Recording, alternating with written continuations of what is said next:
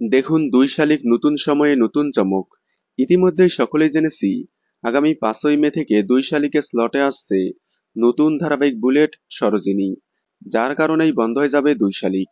২ শালিক শুরু থেকেই টিআরপি চার্টে এগিয়ে থাকলেও লাস্ট কয়েক সপ্তাহ যাবৎ টিআরপিতে প্রতিপক্ষ ধারাবাহিকের থেকে খুব কম গ্যাপে পিছিয়ে থাকায় চ্যানেল বন্ধ করে দিচ্ছে। তবে শুধুমাত্র টিআরপিতে পিছিয়ে পড়েনি, অনলাইনেও পিছিয়ে পড়েছে ২ শালিক। তবে কবে বন্ধ হবে?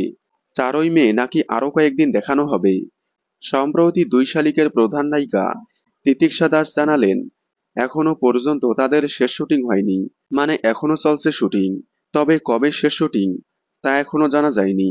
হয়তো আজ কিংবা আগামীকাল শেষ শুটিং হয়ে যাবে ২ শালিকের। শেষ হচ্ছে ঠিকই, কিন্তু হয়তো আরও কয়েকদিন দেখানো হবে। হয়তো বিকেল ৫টা স্লটে কয়েকদিন শিফট করা হবে। সেখানে ১ সপ্তাহের মতো চালিয়ে বন্ধ করে দেওয়া হবে ২ শালিক। যেমন উড়ান ধারাবাহিকটিকে রাত ১১টা স্লটে শিফট করা হয়েছিল। ২ শালিক বন্ধ হয়ে গেলে আপনারা কতটা মিস করবেন কমেন্টে জানাবেন। ২ শালিকের সকল আপডেট সবার আগে পেতে চ্যানেলটি সাবস্ক্রাইব করে পাশে থাকা বেল আইকনটি বাজিয়ে দিন। ধন্যবাদ।